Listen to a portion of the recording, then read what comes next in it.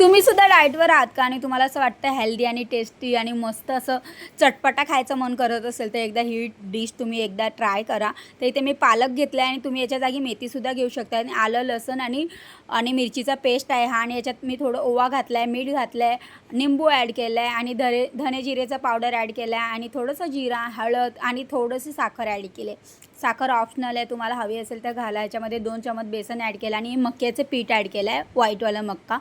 तुम्ही याच्यात ज्वारीचं पीठसुद्धा ॲड करू शकता. मी याच्यामध्ये दही ॲड केलं, जराशाने हिंग ॲड केलं आहे आणि काळी मिरची पावडर ॲड केली आणि तुम्हाला आहे ना ह्याच्यामध्ये अजिबात पाणी ॲड नाही करायचं आणि असे बाउल बनवायचे आहेत आणि मस्त असे वाफवून घ्यायचे त्याला.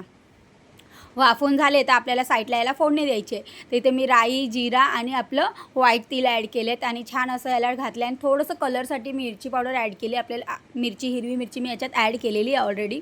मस्त बनलेलं खरंच. एकदा ट्राय करा आणि मला फॉलो करा.